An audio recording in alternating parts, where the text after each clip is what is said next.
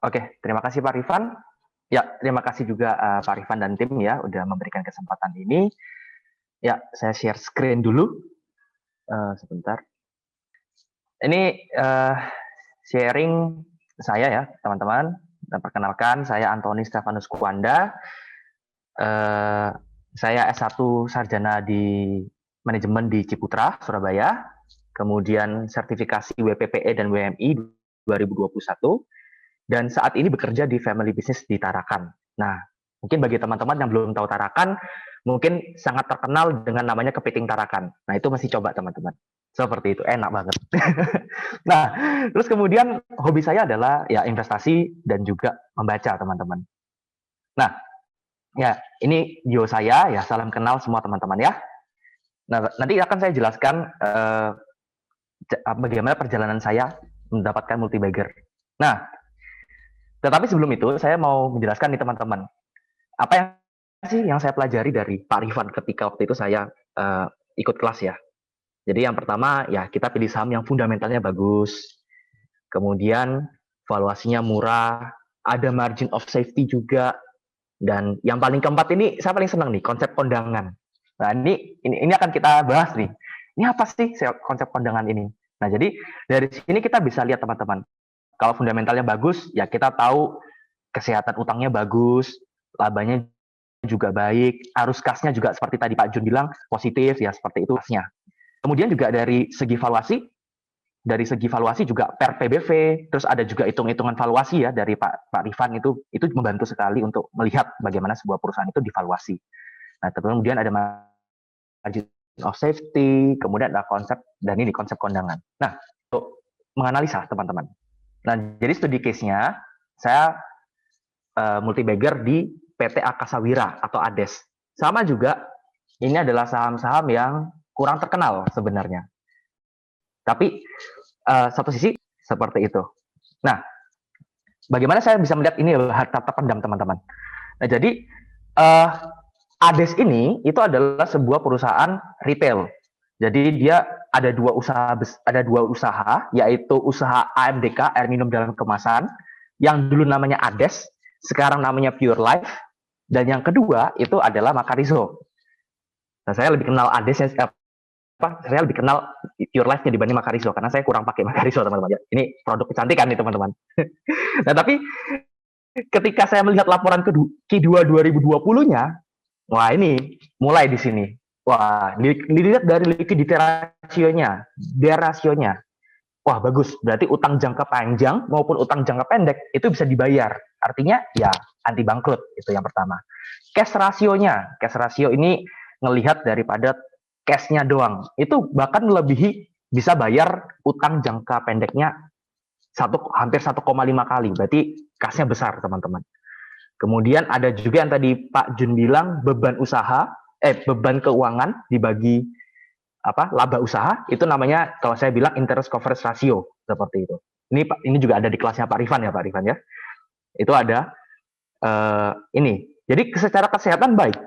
Kemudian saya lihat operating profit, net profit dan ROE-nya wah bagus seperti itu.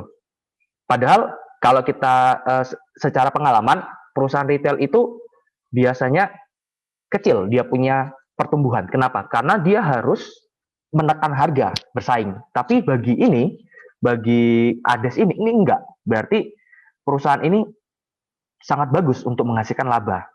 Nah, kemudian juga saya lihat di bagian valuasinya. Kemudian ada per PBV. Ternyata sangat-sangat murah. Per di bawah 10, PBV di bawah 1. Itu menandakan yang bagus seperti itu. Saya melihat, wah ini murah nih. Kemudian secara valuasi, saya hitung pakai future value, kemudian juga yang lainnya ya teman-teman ya, kurang lebih di harga seperti ini valuasinya. Nah, harga pembelian ketika waktu itu Juli 2020 saya beli di 920. Saya melihat, wah ini bagus, harganya juga murah dibandingkan dengan MOS-nya kurang lebih hampir 50-100% seperti itu. Jadi saya merasa kayak, wah ini bagus sekali seperti itu. Nah, tapi ini kan secara kuantitas teman-teman. Kalau secara kualitas bagaimana? Nah, saya juga mau lihat nih, kalau kualitasnya bagaimana? Ternyata ketika di Google gitu ya, Biasa kan kita pakai Google kasus saham apa gitu. Ternyata kasusnya itu nggak ada seperti itu. Jadi kalau kita lihat, oh nggak ada kasus, manajemen baik, berarti aman-aman aja. Kemudian saya cek nih, brandnya apakah baik atau enggak seperti itu. Nah ternyata brandnya cukup terkenal, meskipun bukan brand yang sampai market leader kita bilang ya. Kalau dilihat di Top Brand Awards, ini biasa untuk analisa consumer goods ya teman-teman ya. Ternyata di sana di top brandnya ada Macariso juga dan Ades ini. Ades yang dikenal dengan rebranding dengan namanya Nestle Pure Life. Nah, jadi kalau saya lihat secara kuantitas maupun kualitasnya itu cukup baik. Dan saya melihat kayak, wah ini adalah harta yang terpendam dengan harga saat itu 920. Saya melihat bahwa, wah ini bagus sekali. Nah, terus kemudian saya lihat lagi nih teman-teman, di bagian penjualannya. Saya lihat kualitasnya juga di bagian penjualan. Jadi kalau dilihat penjualannya di tahun 2017, 18, dan 19, ya kurang lebih menaik sedikit, kita bilang. Naik sedikit. Nah, tetapi yang saya sangat senang, itu di bagian sini teman-teman. Di bagian yang tadi saya bilang ada dua unit usaha, yaitu minuman dan kecantikan. Minumannya bertumbuh signifikan. Seperti itu. Sehingga ketika saya lihat, wah ternyata produk ini bagus gitu loh. Sehingga banyak orang yang pakai sehingga setiap tahun dia menaik. Nah untuk yang kecantikannya memang agak menurut ya teman-teman. Tapi menurut saya yang minuman ini menjadi tolak punggung daripada usaha tersebut. Seperti itu. Nah cuma ketika di tahun 2020 ya kita tahu ada pandemi ya teman-teman. Sehingga memang consumer goods juga ternyata terkena dampaknya. Nah, tapi dari sini saya melihat bahwa ternyata kalau secara historis bahwa perusahaan ini bagus penjualannya. Nah, ketika pandemi aja ya memang lagi turun. Sehingga saya melihat bahwa ini wajar. Sehingga ya saya bisa melihat bahwa saya bisa melihat bahwa ini kualitas yang bagus. Seperti itu. Nah, bagaimana dengan likuiditasnya, teman-teman? Nah, memang benar secara likuiditas dia termasuk yang small cap ya. Jadi small cap yang mungkin waktu itu di bawah 1 triliun. Nah, tetapi disinilah prinsip kondangan itu dipakai.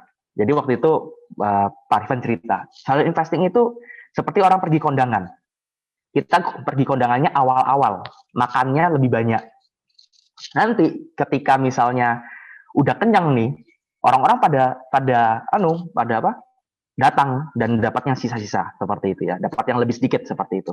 Nah ini yang saya pakai teman-teman, meskipun di tengah-tengah likuiditas yang nggak terlalu besar amat ya, tetapi ketika saya melihat ini sebuah peluang yang bagus, kemudian saya juga teringat dengan prinsip kondangan ini. Jadi saya akhirnya membeli dan saya nyicil waktu itu. Nah masalahnya ketika ini kan yang tadi yang bagus-bagus ini saya ngomong. Nah sekarang tantangannya teman-teman, ya tantangannya bukan di bagian analisa kebanyakan, tetapi kebanyakan di bagian emosi, psikologi. Nah, jadi di sini teman-teman, ini harga yang saya screenshot pas buat PPT ini ya.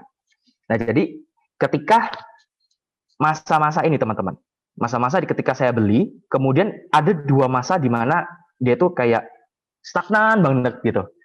Nah, ketika waktu itu saya beli, itu sudah naik. Ya, sayangnya kalau kita biasanya orang-orang kan panik kalau misalnya harga turun. Kalau kita biasanya panik kalau harga udah terlalu naik gitu ya. Seperti itu. Nah, kalau tadi saya turun mungkin saya akan lebih beli lagi gitu. Tapi ternyata udah naik dan naiknya itu udah kurang lebih 20%. Jadi kalau saya mau average up lagi kayak waduh, kok sayang banget gitu. Ya, akhirnya tapi di tengah-tengah keuntungan itu, saya harus menghadapi momen-momen di mana ya memang stagnan. Harus sabar. Nah, seringkali saya dulu adalah seorang trader ya teman-teman, sebelum mengikuti Pak Rifan saya adalah seorang trader dan nggak gatel teman-teman. Ada rasa di mana bahwa wah kok gini-gini aja harganya seperti itu sebagai macamnya gitu ya. Ya itu memang perubahan mindset harus sabar. Kemudian di tengah-tengah itu ada rasa ragu. Ini benar nggak sih analisa saya? Ini benar nggak sih?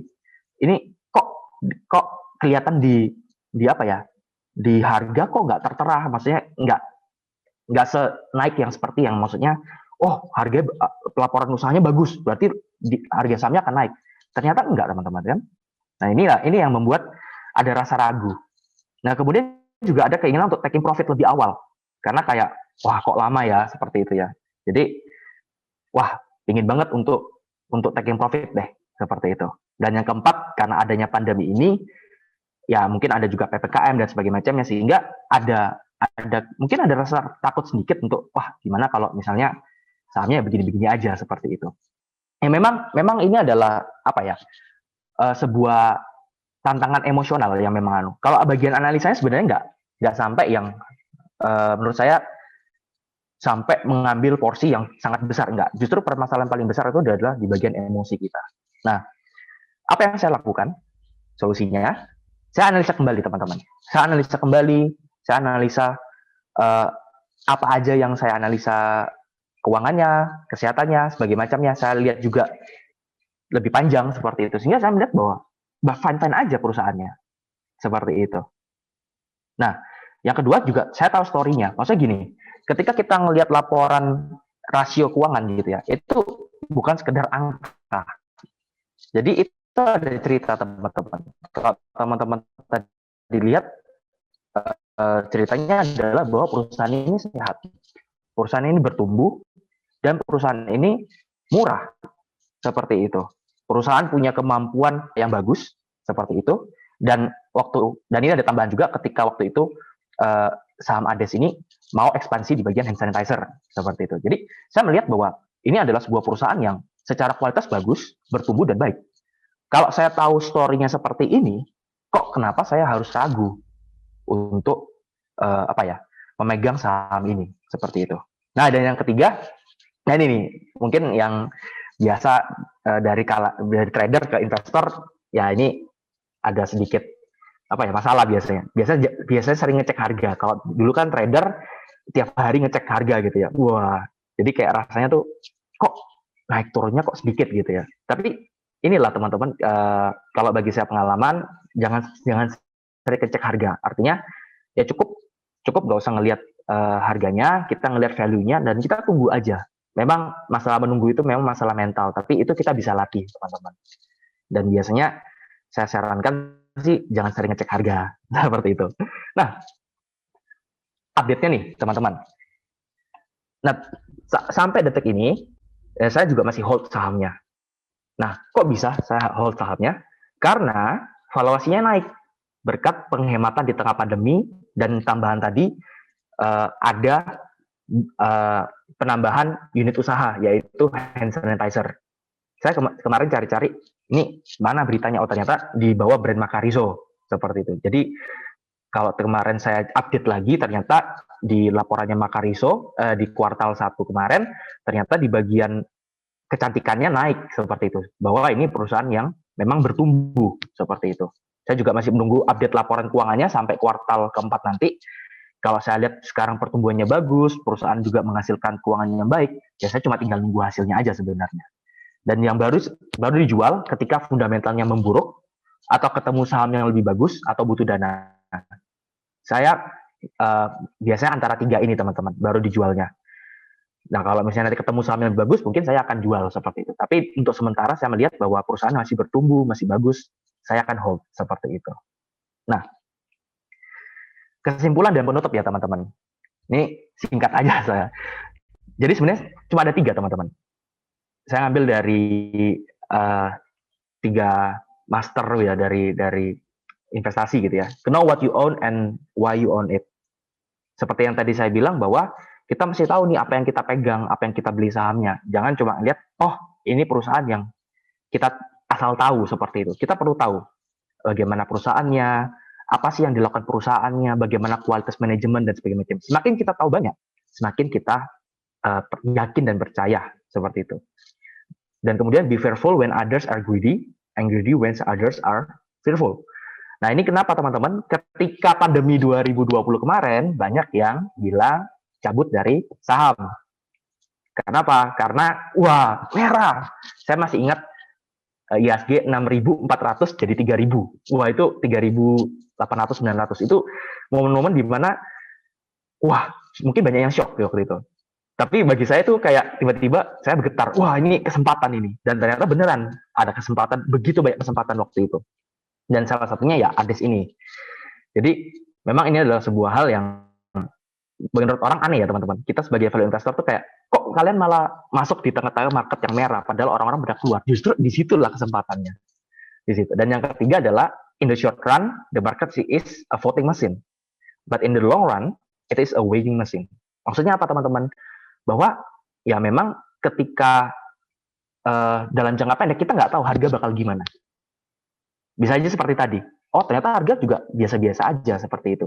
Datar aja. Tapi ketika kita lihat jangka panjangnya, ya kita akan melihat bahwa oh ternyata perusahaan juga akan bertumbuh, perusahaan yang bagus akan bertumbuh dan harganya juga akan naik seperti itu.